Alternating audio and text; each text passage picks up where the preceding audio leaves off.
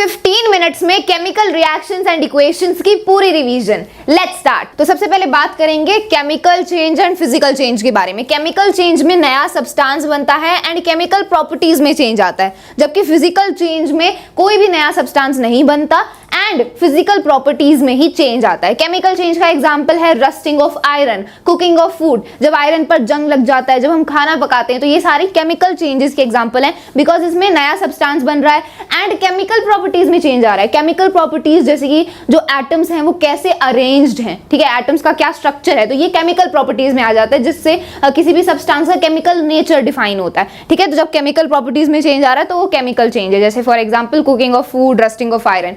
Physical change का example है melting of ice, जब बर्फ पिघलती है तो वो पानी में चेंज हो जाती है, तो इसमें सिर्फ स्टेट में चेंज आ रहा है, वाटर की सिर्फ स्टेट बदल रही है। पहले जो वाटर सॉलिड फॉर्म में था, आइस था, जब वो मेल्ट हो गया तो वो लिक्विड बन गया। तो केमिकल प्रॉपर्टीज में नहीं, सिर्फ फिजिकल प्रॉपर्टीज में चेंज आ रहा है, इसलिए ये फिजिकल चेंज का एग्जांपल है, ठीक है। Freezing of water, melting of ice, ये सारे जो एग्जांपल्स हैं ये फिजिकल चेंज के ही हैं, ठीक है। अब देखो केमिकल रिएक्शन क्या होता है। केमिकल रिएक्शन होता है जब एक या एक से ज्यादा सब्सटेंसेस रिएक्ट करते हैं और एक नया कंपाउंड बनता है जिसकी नई प्रॉपर्टीज होती हैं, ठीक है। तो केमिकल रिएक्शन में क्या होता है कि एक या एक से ज्यादा सब्सटेंसेस रिएक्ट करते हैं और एक नया कंपाउंड बनता है, उसकी जो प्रॉपर्टीज होती हैं वो जिनसे वो कंपाउंड बना है उनसे पूरी अलग प्रॉपर्टीज होती हैं, तो नई प्रॉपर्टीज हमें देखने को मिलती है उस कंपाउंड की जो रिएक्शन के बाद में बना है। जैसे फॉर एग्जांपल मैग्नीशियम रिबन को जब हम बर्न करते हैं तो वो ऑक्सीजन के साथ रिएक्ट करता है, बिकॉज वी आर बर्निंग, तो वो ऑक्सीजन के साथ रिएक्ट करके क्या एक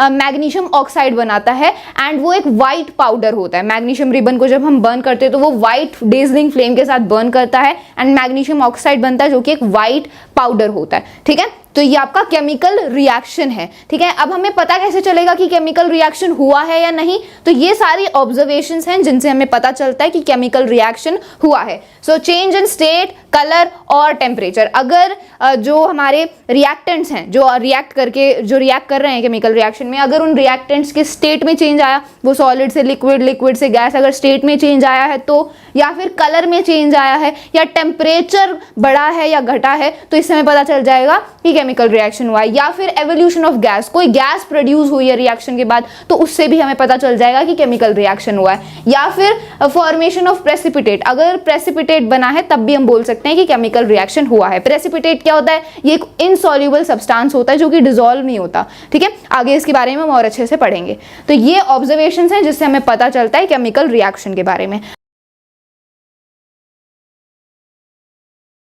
अब आगे मूव ऑन करते हैं। सो फ्रेंड्स, अब हम डिस्कस करने वाले हैं कि कैसे हम इन केमिकल इक्वेशंस को प्रेजेंट करते हैं, कैसे उन्हें हम रिप्रेजेंट करते हैं। सो केमिकल इक्वेशन क्या होती है? सबसे पहले it is a symbolic representation of chemical reaction through symbols and formulas. तो केमिकल इक्वेशन कुछ नहीं होती है जब आप उन एलिमेंट्स को उनके सिंबल की हेल्प से रिप्रेजेंट करते हो, सो दैट केमिकल इक्वेशन, उसी को हम केमिकल इक्वेशन कहते हैं। अब मान लो मैं आपको वर्ड इक्वेशन, बहुत सारे फ्रेंड्स को पता होगा वर्ड इक्वेशन क्या होती है, जब आप वहां पे एलिमेंट्स का नाम पूरा लिखते हो, जैसे कि मैग्नीशियम को आप MAGNESIUM पूरी स्पेलिंग लिखते हो, that is known as the word equation. लेकिन वहीं पे आप मैग्नीशियम की जगह Mg लिखते हो, ऑक्सीजन की जगह O लिखते हो, MgO मैग्नीशियम ऑक्साइड की जगह MgO लिखते हो, इसी को हम कहते हैं सिंबॉलिक रिप्रेजेंटेशन। और जब आप इन एलिमेंट्स को सिंबल्स की हेल्प से रिप्रेजेंट करते हो, उसी को हम क्या कहते हैं? केमिकल इक्वेशन कहते हैं। अब फ्रेंड्स हम देखेंगे कैसे हम एक केमिकल इक्वेशन को लिखते हो। देखो, आपने अगर सिंपल लिख दिया Mg + O2 gives MgO, तो इसे हम कहते हैं this is known as skeletal chemical equation, जो सबसे रॉ फॉर्म होती है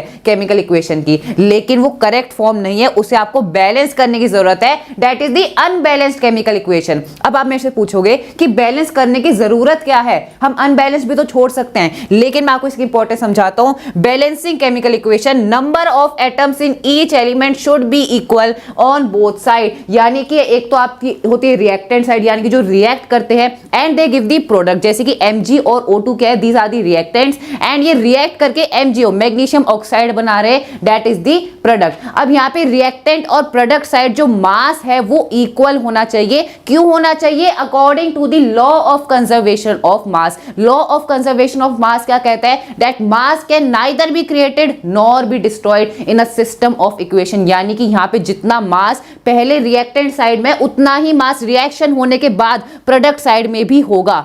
अब उस रिएक्शन, उस मास को हमें इक्वल करने के लिए हम क्या करते हैं, उस इक्वेशन को बैलेंस करते हैं ताकि जो मास है रिएक्टेंट साइड और प्रोडक्ट साइड वो इक्वल हो सके according to the law of conservation of mass. Clear हुआ? अब आगे बढ़ेंगे। अब मैं आपको एक एग्जांपल के साथ समझाऊंगा कि कैसे हम एक केमिकल इक्वेशन को बैलेंस करते हैं। So now let's move on. Okay, so friends यहाँ पे मैंने एक इक्वेशन लिख दिया आपके लिए और इस इक्वेशन को अब हम बैलेंस करने वाले हैं। सो बैलेंसिंग हमारे चैप्टर में इंपॉर्टेंट है, तो कैसे हम एक इक्वेशन को बैलेंस करते हैं, क्या हमारी अप्रोच रहनी चाहिए, वो डिस्कस करेंगे। तो जैसे इसका एग्जाम्पल लेते हैं, यहाँ पे हम कैसे स्टार्ट करेंगे। हालांकि एक सीक्वेंस होता है कि सबसे पहले आप मेटल लेते हो, उसके बाद आप नॉन मेटल लेते हो, उसे बैलेंस करते हो, फिर आप ऑक्सीजन लेते हो, उसके बाद हाइड्रोजन लेते हो। ये एक सीक्वेंस होता है। अगर आप इसे फॉलो करना चाहते हो आप इसे फॉलो कर सकते हो, नहीं तो आप डायरेक्ट जो सा आपका मन करे आप उससे भी स्टार्ट कर सकते हो 10th लेवल पे बात करें तो। अब यहाँ पे देखो, मैं स्टार्ट कर रहा हूं एल्यूमिनियम से। यहाँ पे कितने एल्यूमिनियम है, यहाँ पे 4 एल्यूमिनियम है, आप देख सकते हो। यहाँ पे कितने एल्यूमिनियम है, ये 1 एल्यूमिनियम है। देखो OH के साथ 3 लगा है, एल्यूमिनियम एक ही है, तो यहाँ पे मैंने 4 लगा दिया। ठीक है, अब वापस आ जाओ, 4 एल्यूमिनियम 4 एल्यूमिनियम। कार्बन पे अब आते हैं, नॉन मेटल। सो कार्बन यहाँ पे 3 है और यहाँ पे कितने कार्बन है, 1, और बस ये एक ही कार्बन है, तो यहाँ पे मुझे 3 लगाना होगा। ठीक है, ओके, ब्लू से लिखेंगे ताकि अच्छे रिप्रेजेंट हो सके। 3 लगाए ताकि कार्बन अब हमारा बैलेंस हो गया है। सो एल्यूमिनियम बैलेंस हो गया, 4 एल्यूमिनियम, कार्बन 3, यहाँ पे भी 3 कार्बन। अब हम बात करेंगे ऑक्सीजन की। अब यहाँ पे कितना है, यहाँ पे 1 ऑक्सीजन है। रिएक्टेंट साइड, प्रोडक्ट साइड देखते हैं। ये देखो 1 ऑक्सीजन, ये इससे मल्टीप्लाई होगा, 3 4 12, तो यहाँ पे कितना ऑक्सीजन है, टोटल 12 ऑक्सीजन है। यहाँ पे देखते हैं, यहाँ पे 1 ही ऑक्सीजन है, तो यहाँ पे मुझे क्या लगाना पड़ेगा, 12 लगाना पड़ेगा। तो यहाँ पे 12 ऑक्सीजन हो गए। देखो यहाँ पे मैंने क्या किया, बहुत सारे फ्रेंड्स कंफ्यूज हो गए होंगे। ये 1 ऑक्सीजन था 1, इसको मैंने 3 से मल्टीप्लाई करा, 3 oxygen. Same goes for the hydrogen. ठीक है, तो 3 एंड यहाँ पे पूरे पे 4 लगा हुआ है, तो 3 4 12। ठीक है, तो 12 ऑक्सीजन हो गए और यहाँ पे मैंने 12 लगा दिया। अब बात करेंगे हाइड्रोजन की। यहाँ पे कितना हाइड्रोजन है, 12 2 24 हाइड्रोजन है। यहाँ पे कितना हाइड्रोजन है, प्रोडक्ट साइड 4, 3 4 12, यहाँ पे 12 हाइड्रोजन हो गए भाई।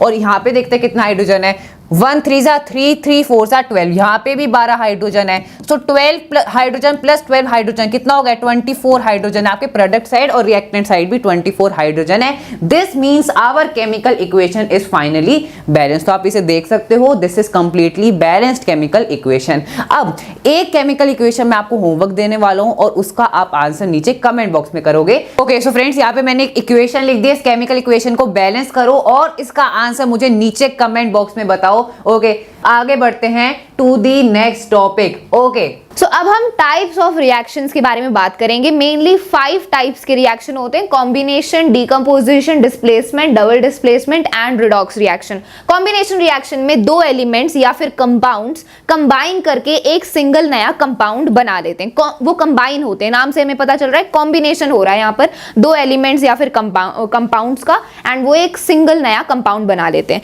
ठीक है, एंड मोस्टली जो कॉम्बिनेशन रिएक्शन होते हैं वो एक्सोथर्मिक रिएक्शन होते हैं, मतलब इनमें रिएक्शन के बाद जो एनर्जी है वो रिलीज होती है। ठीक है, वो एक्सोथर्मिक रिएक्शन होते हैं। जैसे for example magnesium plus oxygen gives magnesium oxide. तो 2 एलिमेंट्स ने रिएक्ट किया एंड वो एक सिंगल नया कंपाउंड उन्होंने बना दिया। तो ये कॉम्बिनेशन रिएक्शन का एग्जांपल है।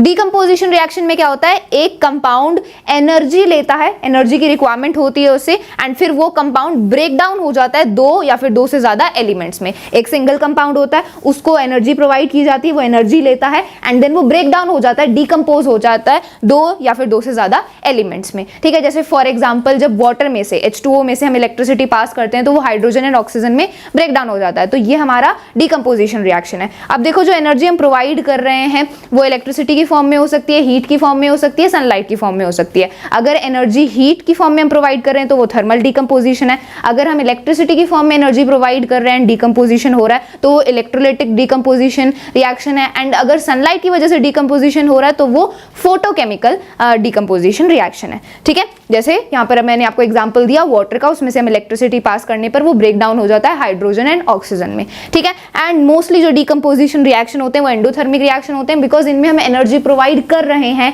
हीट, इलेक्ट्रिसिटी या फिर सनलाइट की फॉर्म में। So we are providing energy, तो ये एंडोथर्मिक रिएक्शन होते हैं। ठीक है, डिस्प्लेसमेंट रिएक्शन में क्या होता है, ज्यादा रिएक्टिव एलिमेंट कम रिएक्टिव एलिमेंट को डिस्प्लेस कर देता है कंपाउंड में से। कोई कंपाउंड है तो उसमें जो ज्यादा रिएक्टिव जो कम रिएक्टिव एलिमेंट होगा वो डिस्प्लेस हो जाएगा उस कंपाउंड में से, एंड जो ज्यादा रिएक्टिव एलिमेंट है वो आ जाएगा उसकी जगह। जैसे for example Fe plus CuSO4, जब आयरन एंड कॉपर सल्फेट का रिएक्शन होता है तो आयरन कॉपर को डिस्प्लेस कर देता है एंड आयरन सल्फेट बन जाता है एंड कॉपर अलग हो जाता है, बिकॉज आयरन कॉपर से ज्यादा रिएक्टिव है, वो ज्यादा रिएक्टिव एलिमेंट है, इसलिए उसने कम रिएक्टिव एलिमेंट को डिस्प्लेस कर दिया। ठीक है, तो ये होता है हमारा displacement reaction. Double displacement reaction में क्या होता है, दो कंपाउंड्स अपने आयंस को एक्सचेंज करते हैं नए कंपाउंड्स बनाने के लिए। ठीक है, इसमें दो कंपाउंड्स होते हैं एंड वो दोनों अपने पॉजिटिव नेगेटिव आयंस को एक्सचेंज कर लेते हैं, दो बार डिस्प्लेसमेंट होता है, इसलिए इसको बोला जाता है डबल डिस्प्लेसमेंट रिएक्शन। जैसे for example sodium sulphate and barium chloride, इसमें सोडियम एंड बेरियम ये पॉजिटिव आयंस हैं, तो ये एक्सचेंज हो जाते हैं एंड फिर जो नए कंपाउंड्स हैं वो बनते हैं sodium chloride and barium sulphate. तो ये डबल डिस्प्लेसमेंट रिएक्शन का एग्जांपल है। And double displacement reaction mostly precipitation reaction होते हैं, बिकॉज इसमें एक इनसॉल्युबल सॉलिड बनता है जो कि डिसॉल्व नहीं होता है। ठीक है, बेरियम सल्फेट क्या है, बेरियम सल्फेट है हमारा व्हाइट प्रेसिपिटेट जो कि इस रिएक्शन में बनता है एंड ये प्रेसिपिटेशन रिएक्शन होते हैं मोस्टली। ठीक है, जिनमें प्रेसिपिटेट बनता है। देन रिडॉक्स रिएक्शन वो होते हैं जिनमें ऑक्सीडेशन एंड रिडक्शन दोनों होते हैं। अब ये ऑक्सीडेशन रिडक्शन क्या होते हैं, इनके बारे में आगे डिस्कस करते हैं।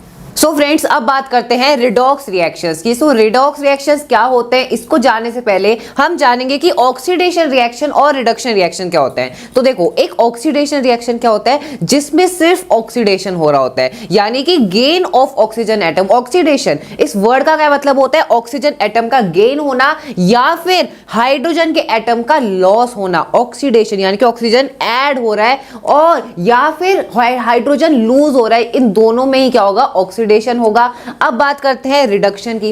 रिडक्शन रिएक्शन क्या होता है, ऐसा केमिकल रिएक्शन जिसमें ऑक्सीजन का लॉस हो रहा है और हाइड्रोजन के एटम्स का गेन हो रहा है। क्या कहा मैंने, हाइड्रोजन के एटम्स का गेन हो रहा है और ऑक्सीजन का लूज हो रहा है इन रिडक्शन रिएक्शंस। अब बात करेंगे रिडॉक्स रिएक्शन क्या होते हैं, ऐसे केमिकल रिएक्शन जिसमें ऑक्सीडेशन और रिडक्शन रिएक्शन दोनों साइमल्टेनियसली हो रहे हो, यानी कि दोनों ऑक्सीडेशन भी हो रहा है और रिडक्शन भी हो रहा है simultaneously in a chemical reaction, उसको हम कहते हैं रिडॉक्स रिएक्शन, यानी कि दोनों चीज एक साथ हो रही होती है। अब बात करेंगे ऑक्सीडाइजिंग एजेंट की और रिड्यूसिंग एजेंट की। बहुत सारे फ्रेंड्स कंफ्यूज हो जाते हैं, लेकिन इसको पहचानने की बहुत ही इजी सिंपल सी ट्रिक है कि जो चीज ऑक्सीडाइज हो रही होती है, अब कौन सी चीज ऑक्सीडाइज होती है, जिसमें ऑक्सीजन का ऐड होता है या फिर हाइड्रोजन के एटम का लॉस होता है। तो जो चीज ऑक्सीडाइज हो रही होती है वो क्या होती है, that is a reducing agent, और जो चीज रिड्यूस हो रही होती है that is a oxidizing agent.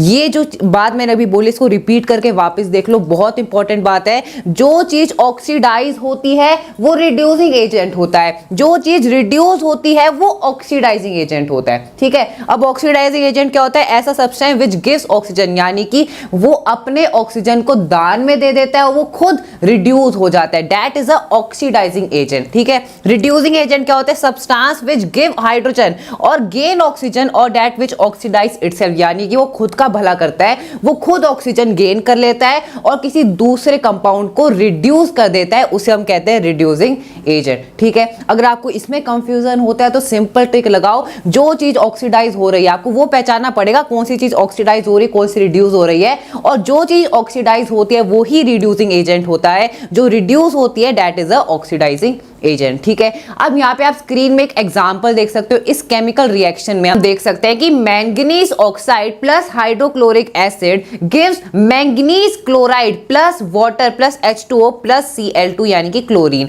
अब यहाँ पे क्या हो रहा है, पहले क्या था, मैंगनीज ऑक्साइड था, ये मैंगनीज ऑक्साइड से मैंगनीज क्लोराइड बन गया। इसका मतलब ऑक्सीजन जो इसके पास पहले था उसका लॉस हुआ है, यानी कि यहाँ पे क्या हुआ है, यहाँ पे रिडक्शन हुआ है, और जो चीज रिड्यूस होती है that is a oxidizing agent, यानी कि यहाँ पे मैंगनीज ऑक्साइड क्या है, that is an oxidizing agent. अब बात करते हैं यहाँ पे MnO2, manganese oxide plus hydrochloric acid. जो हमारा हाइड्रोक्लोरिक एसिड था वो रिएक्शन के बाद क्या बन गया, H2O बन गया, वाटर बन गया, यानी कि यहाँ पे क्या हुआ है, ऑक्सीजन ऐड हुआ है, क्लोरीन की जगह ऑक्सीजन आ गया। आप रिएक्शन में देख सकते हो, तो ये जो ऑक्सीजन आया इसका मतलब यहाँ पे क्या हुआ है, ऑक्सीडेशन हुआ है, ऑक्सीजन के एटम का गेन हुआ है, और जो चीज ऑक्सीडाइज होती है that that is a reducing agent, यानी कि HCl क्या है, this is a reducing agent. Clear हुआ, ये एग्जांपल मैंने आपको दिया। अब एक और यहाँ पे केमिकल रिएक्शन स्क्रीन पे आ रहा है। अब आपको कमेंट बॉक्स में बताना है कि इसमें कौन सा, यहाँ पे कौन सा यहाँ पे कहाँ पे ऑक्सीडेशन हो रहा है, कहाँ पे रिडक्शन हो रहा है, कौन सा ऑक्सीडाइजिंग एजेंट है और कौन सा रिड्यूसिंग एजेंट है, ये आपको कमेंट बॉक्स में बताना है। क्लियर हुआ? ओके, सो फ्रेंड्स, इसी टॉपिक के साथ हमने अपनी केमिकल रिएक्शन एंड इक्वेशंस के चैप्टर की क्विक रिवीजन कंप्लीट कर लिया है। Hope you find this video helpful. Thank you so much.